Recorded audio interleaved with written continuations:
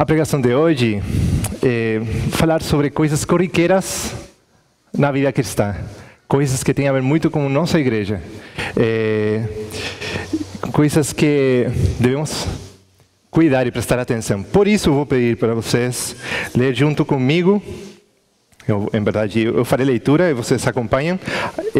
A leitura em Gálatas, capítulo 6, versículos 1 ao 5. Gálatas, capítulo 6, versículos 1 ao 5.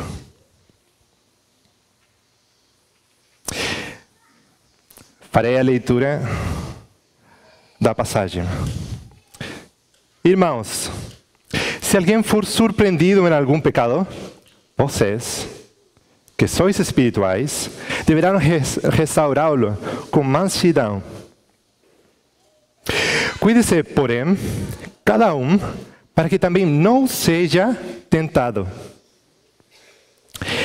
Levemos fardos pesados uns dos outros e, assim, cumprirão a lei de Cristo. Se alguém se considera alguma coisa, não sendo nada, engana-se a si mesmo. Cada um examine os próprios atos e então poderá orgulhar-se de si mesmo. Se se comparar com ninguém, sem se comparar com ninguém, pois cada um deverá levar a própria carga. Como vocês sabem, como muitos de vocês sabem, Angela e eu temos um filho, Esteban, que está lá atrás, e ele mudou a nossa vida. Eu acho que foi uma mudança assim, ontológica, do profundo de nosso ser. Passamos a ser um casal, que era também pais. Tem uma mudança muito grande. Mudança em nosso tempo, mudança em nossa energia, certo? Mas também é um prazer enorme ver como ele, aos poucos, foi crescendo, começou a engatilhar, agora a caminhar, está começando a falar de uma forma que faz sentido. E então é interessante porque o ser pai traz muitas preocupações, mas traz muitas alegrias também. As duas coisas juntas. O meu pastor do Chile disse que plantar igrejas é como ter filhos. Ele disse que plantar igrejas é como ter filhos, porque tem muitas similitudes.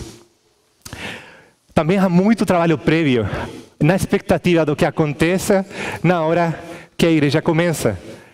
Também, muitas vezes, tira o sono. E também, aqueles que estão plantando uma igreja se alegram muito, muito, quando a igreja cresce e parece que começa a engatilhar, a caminhar, até que se transforma em uma igreja já mais madura. Compartilhar as alegrias e também as tristezas. E por isso podemos pensar o que sentia o apóstolo Paulo. O apóstolo Paulo plantou muitas igrejas. Ele deve ter ficado tão feliz sabendo de como elas cresciam. No Novo Testamento estamos cheios de orações de Paulo, ou partes em que ele relata como é que se alegra pelo crescimento da igreja.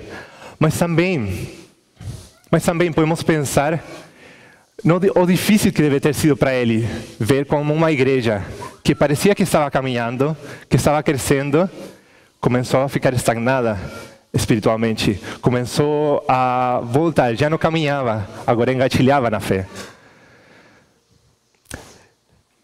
Esse é o contexto do que estava passando na igreja em Galácia. Eles estavam passando por alguns problemas. Alguns dos crentes novos, que eram de origem judaica, eles tinham voltado atrás e estavam misturando alguns costumes do judaísmo com a fé em Cristo. E não contentes com isso, eles, além de acreditar nisso, começaram a espalhar aquelas coisas. Você já percebeu como o ensino falso, as falsas crenças da Bíblia, elas vão muito mais rápido, se espalham muito mais rápido que a fé verdadeira? É o mal, acontece muito, e isso estava passando na igreja.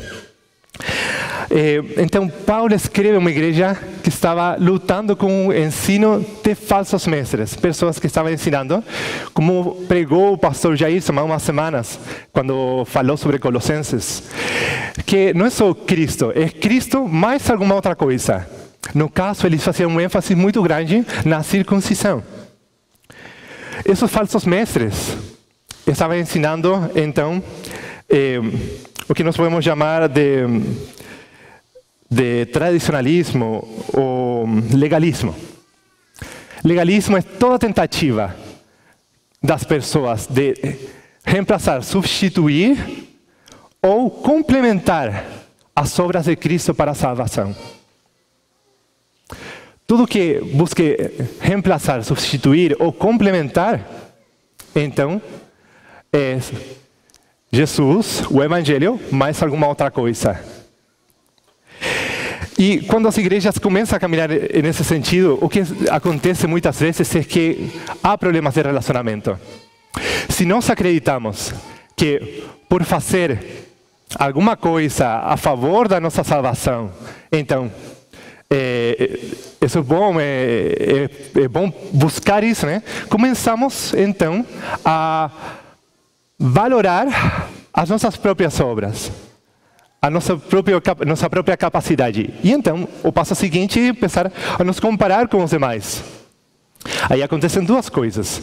Por vezes, você vai ver que as pessoas sejam mais que alguns outros.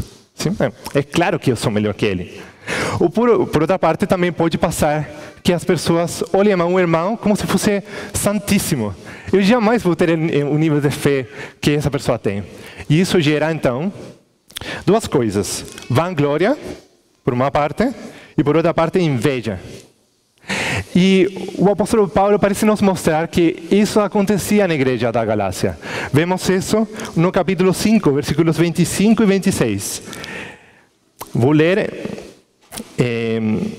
na versão revista e atualizada. Se vivemos no Espírito, andemos também no Espírito. Não nos deixemos possuir de vanglória, provocando uns aos outros, tendo inveja uns dos outros. Então, Paulo já falou na carta sobre os problemas de voltar a lei para a justificação. Agora, no capítulo 6, versículos 1 ao 10, ele vai falar sobre relacionamentos entre as pessoas. Porque é natural que o que nós acreditamos nos leve a uma prática. E se nós acreditamos algo que não é conforme às Escrituras, então, logicamente, a prática dentro da igreja, os relacionamentos, eles não irão bem. Mas nos versos 1 ao 5, ele fala de um caso específico. O que acontece quando as pessoas, quando tem um irmão que caiu em um pecado, errou, saiu do caminho, cometeu uma falta. E nós vamos ver que é necessário fazer três coisas. Restaurar o irmão, guardando de não cair, ajudá-lo a levar a carga, cumprindo assim a lei de Cristo, e examinar-nos. Agora, de maneira pessoal, examinar-nos. Porque cada um levará seu próprio fardo, a sua própria carga. No versículo 1, temos que Paulo começa com a palavra irmãos. É interessante, ele vai falar sobre unidade, falará sobre união, como cuidar dos irmãos. Ele lembra, há um vínculo entre vocês, há uma união. Vocês são irmãos em Cristo.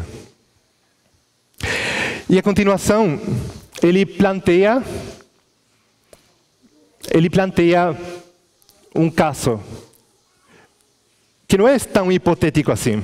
Ele disse, podemos separar o versículo 3, primeiro em três partes. Primeiro ele planteia uma condição.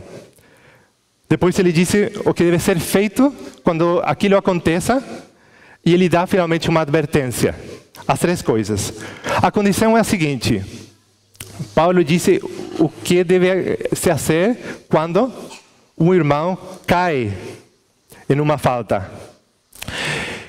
Como se a pessoa fosse pegada por surpresa. Aqui nós temos que falar um pouco sobre isso. a ideia não é de alguém que está ciente do seu pecado, porém continua na prática do pecado.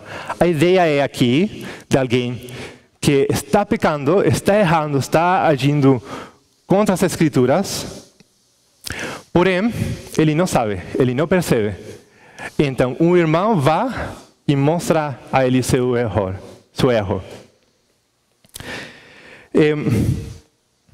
Então, Paulo está falando de uma maneira diferente. Ele está mostrando a alguém que saiu do caminho. A pessoa estava andando na fé, mas em algum momento ela deixou de olhar para a cruz de Cristo e começou a olhar para outra coisa, para outra parte. E como já falei do contexto, tinha mestres que estavam ensinando coisas além do Evangelho, além da mensagem de Cristo para a salvação.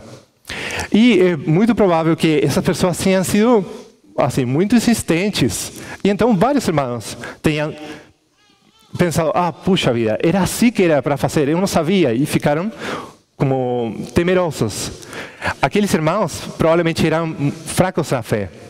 Eles não tinham convicções firmes. E além disso, eles talvez começaram a acreditar coisas a mais do que Cristo nos chama a acreditar. Mas o foco aqui, nessa passagem, não está no irmão que saiu do caminho, aquele que pecou. O foco está nos outros irmãos, os que são chamados de espirituais. Paulo já falou no capítulo 5 sobre qual é o fruto do Espírito. Ele vai mostrar então que todos os irmãos têm que cuidar daquele que caiu, não só alguns. É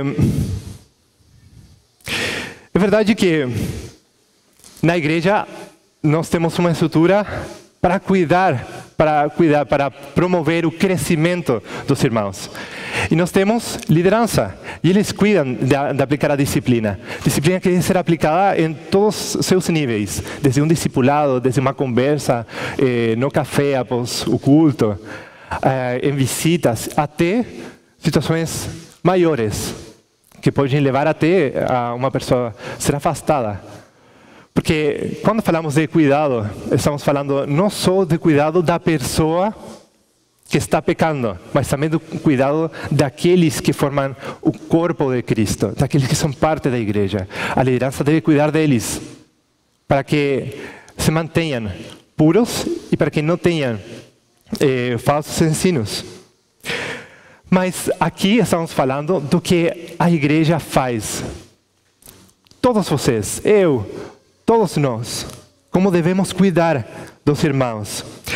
Então Paulo está escrevendo sobre o exercício mútuo da disciplina. Mas há uma advertência. Deve-se ter cuidado de não cair. É interessante porque Paulo está falando no plural.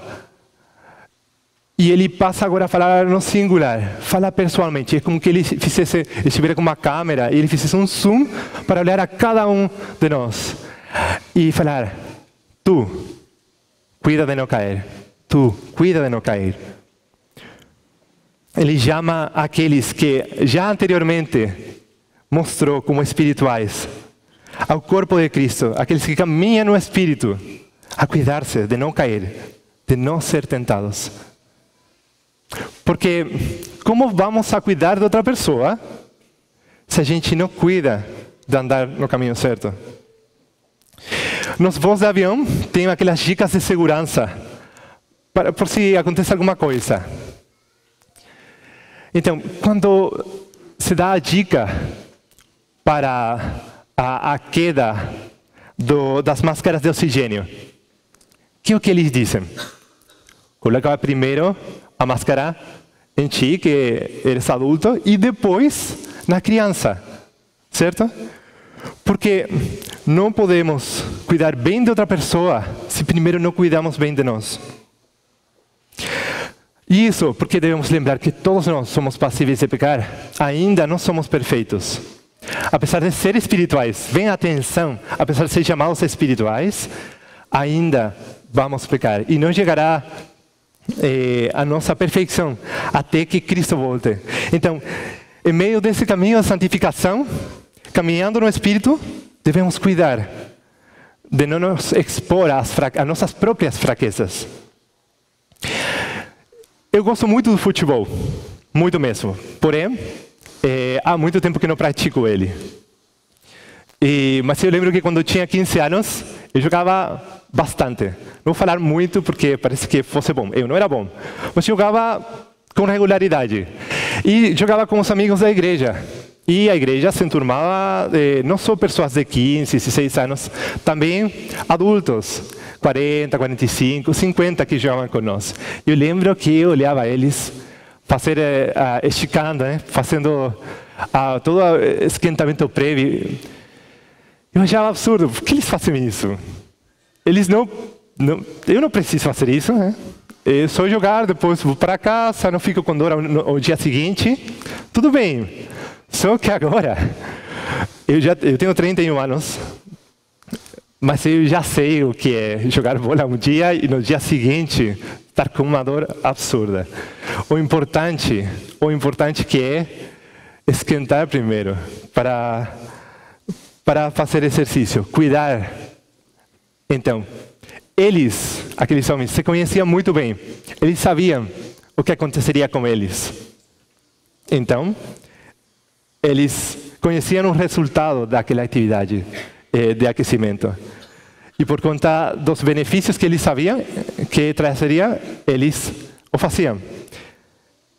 Eles não se expunham a um resultado ruim. Então, lembremos das palavras de Paulo em 1 Coríntios.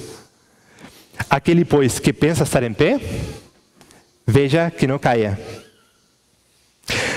Temos visto até agora, então, que a igreja deve restaurar e corrigir o irmão.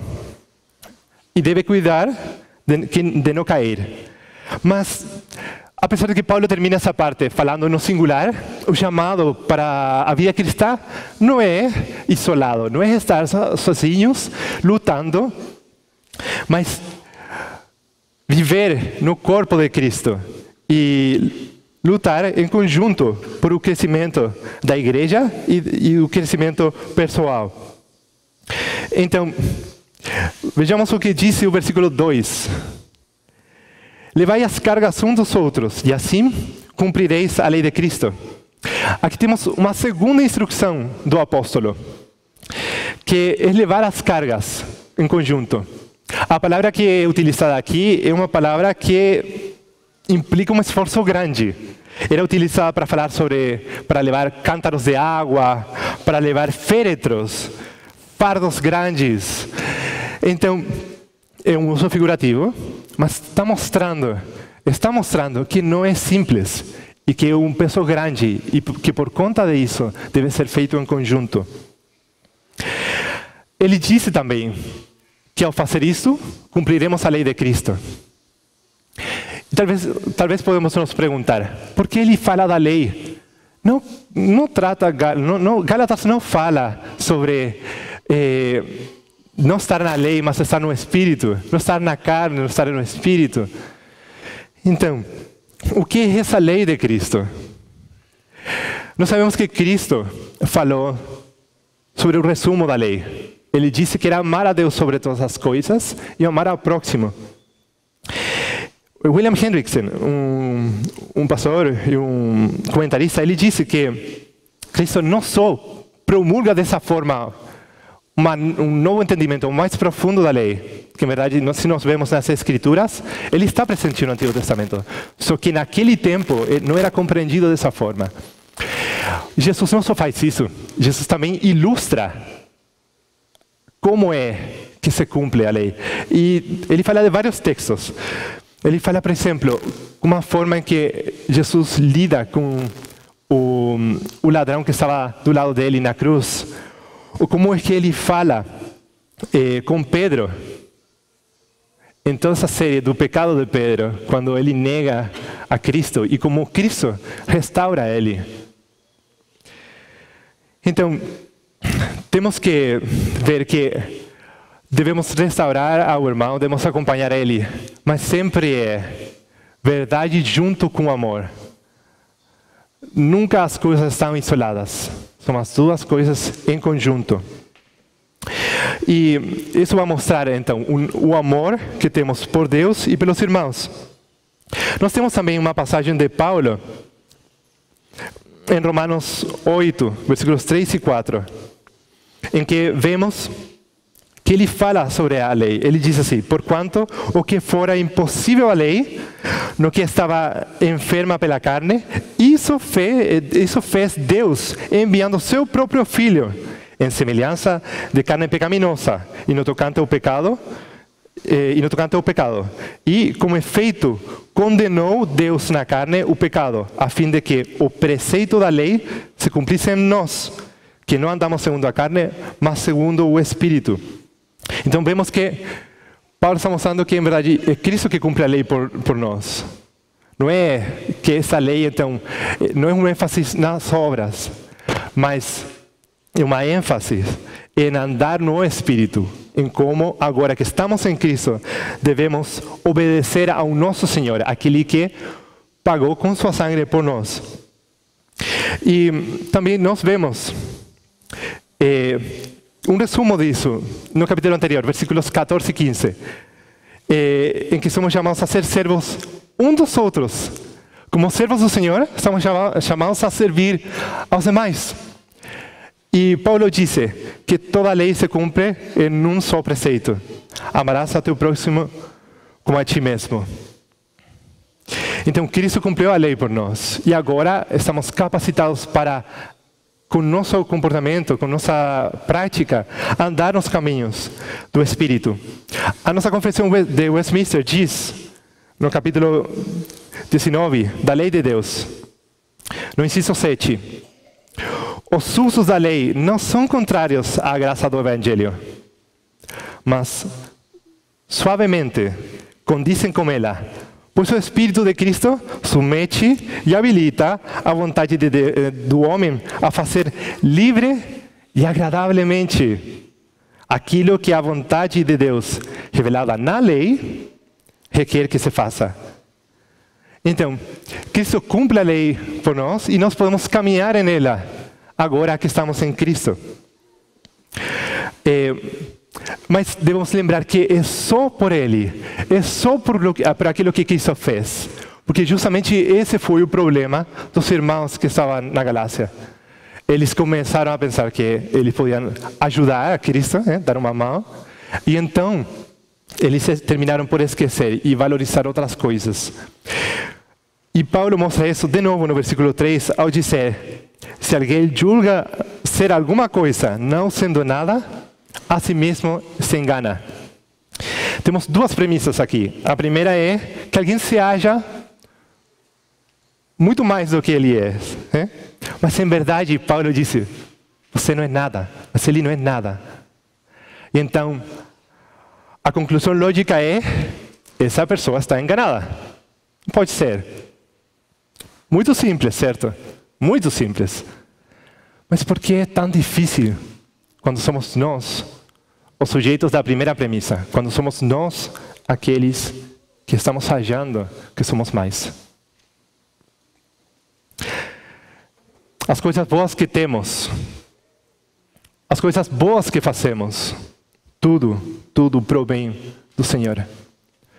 Não há espaço para meritocracia dentro do corpo de Cristo.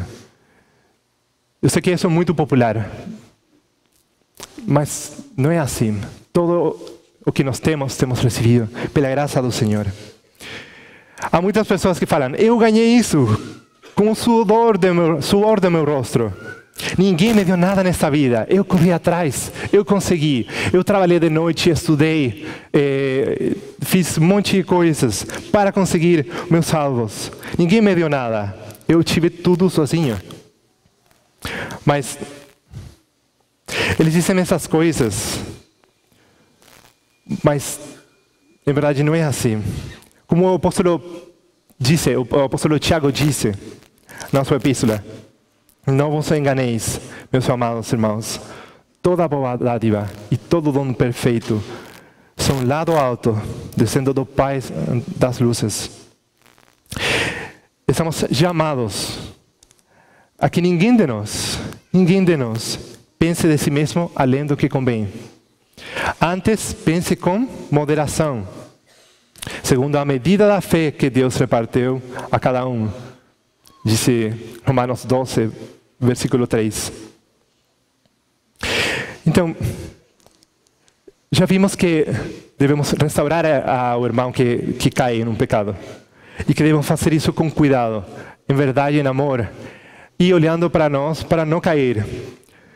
Também vimos que isso tem que ser feito de maneira coletiva, como o corpo de Cristo, irmãos que se amam.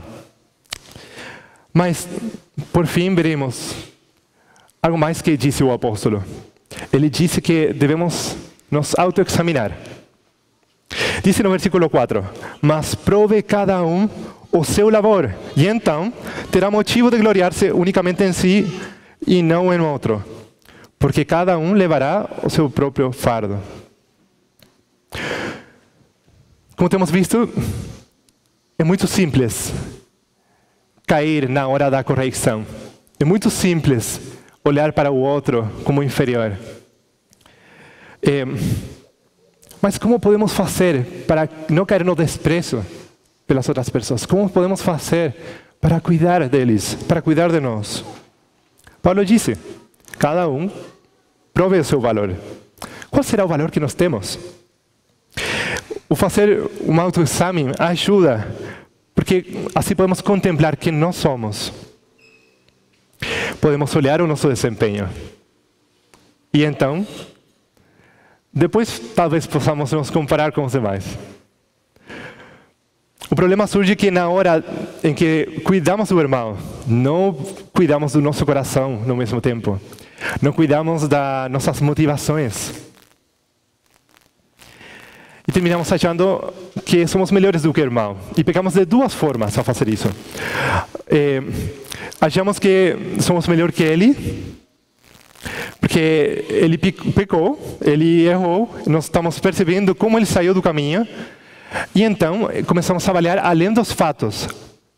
Começamos a avaliar mais que moralmente a pessoa. E então pensamos, somos melhores do que ele. Mas por outra parte, cometemos outro erro. O outro erro é que nós utilizamos uma criatura e não o Criador como a medida de todas as coisas. Agora já não estamos medindo com uma régua divina, por dizer assim. Começamos a medir com o que nós achamos que é perfeição. E pecamos nisso. Pecamos contra Deus e pecamos contra a nossa própria natureza. Porque não estamos chamados a fazer isso. Não está em nós. Nós somos criaturas. Então, como podemos fazer um correto autoexame? Hoje fiz a barba. E quando um homem faz a barba, vejo alguns aqui que não fazem muito, mas tem uma barba grande. Mas quando o homem faz a barba, ele se olha no espelho. Sim? E se o espelho está muito sujo, não dá para enxergar bem. Nós temos que usar um bom espelho para não cometer erro ao fazer a barba e fazer direitinho, certo? Nós precisamos um bom espelho. Nós precisamos algo que nos permita olhar corretamente para nós mesmos, avaliar-nos, mas com uma régua divina.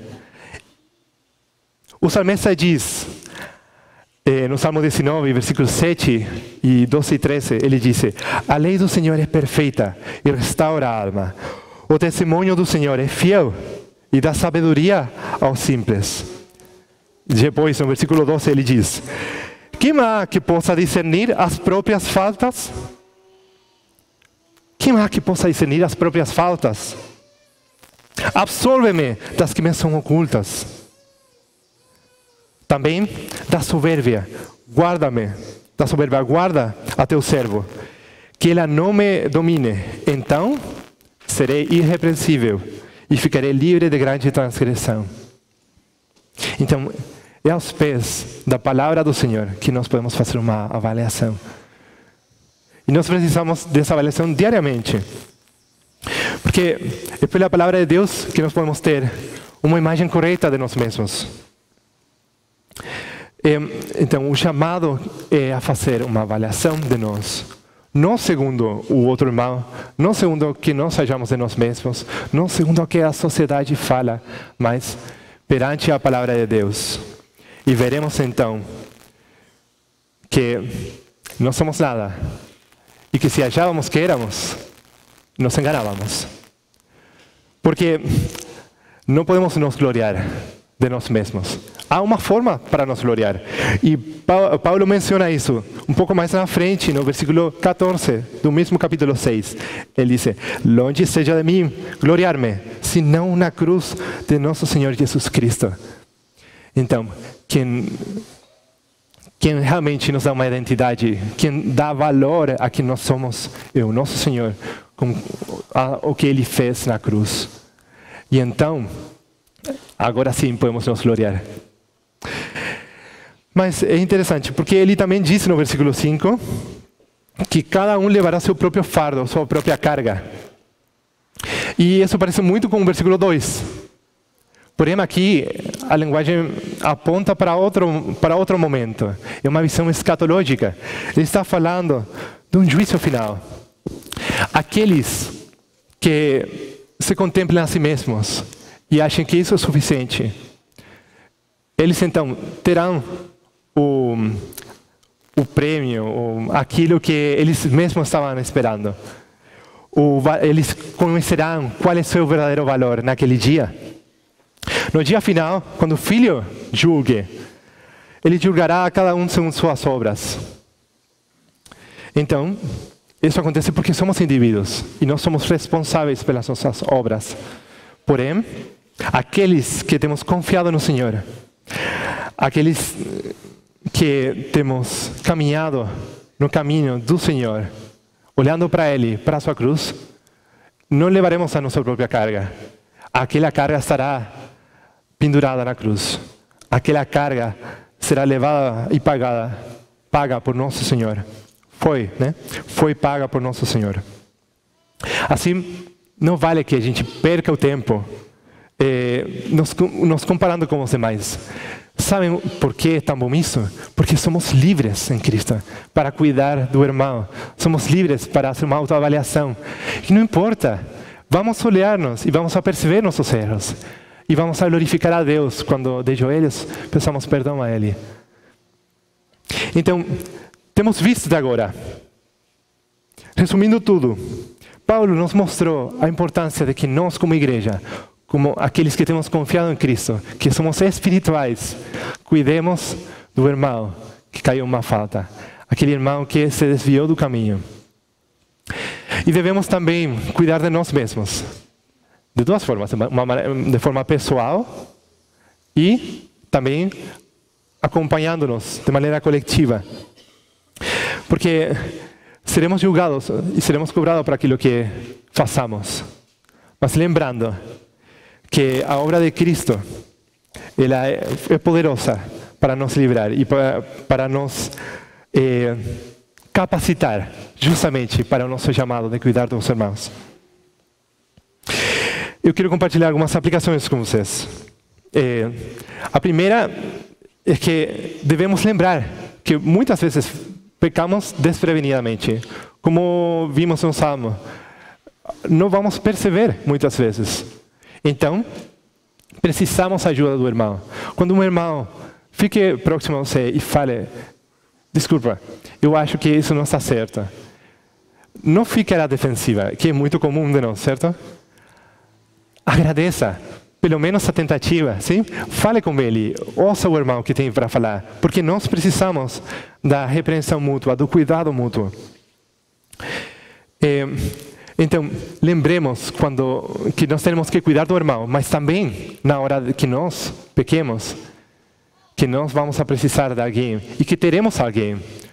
Porque outra coisa que acontece muito é que as pessoas pecam e se afastam. Talvez por vergonha mesmo. Mas no corpo de Cristo, não é preciso fazer isso.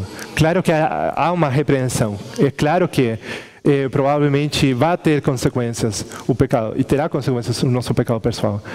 Mas temos a oportunidade da restauração. Então, lembrem, não estamos isolados. A disciplina é boa. E com o tempo, a gente percebe o preciosa que ela é, a preciosa que ela é. Também devemos lembrar sobre as nossas motivações. Eu já falei um pouco disso, mas o que buscamos na hora de repreender o irmão, a hora de corrigir? Como nos mostramos perante ele?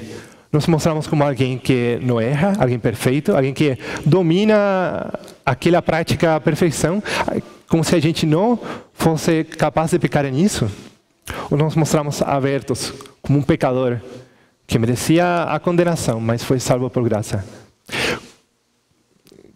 Buscamos nossa própria exaltação? Buscamos que o irmão olhe para nós como alguém que é digno de ser ouvido? Alguém que seja assim, eu vou seguir ele agora? Ou alguém em que ele pode caminhar junto na fé? Alguém com que pode acompanhar ele em conjunto na fé? Outro assunto que parece não estar ligado com isso, mas eu queria falar com vocês, que é muito importante, é o tema das murmurações. Que tem a ver isso com repreensão? Tem muito a ver.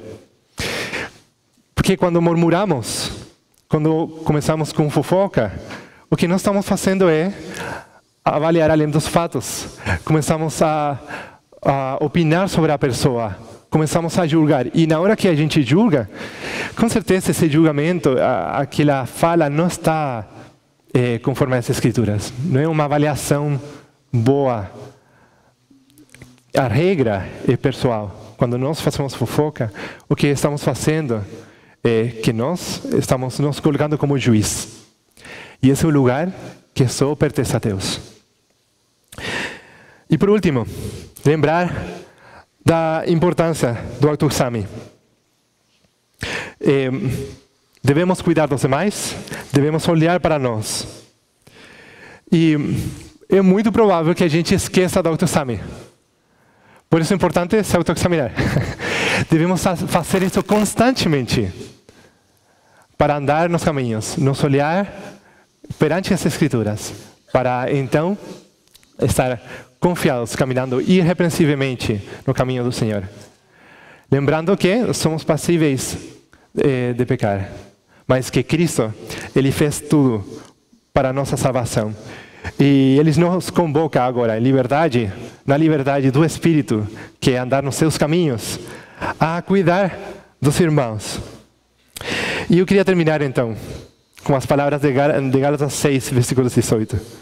A graça de nosso Senhor Jesus Cristo, meus irmãos, seja com o seu Espírito. Senhor os abençoe.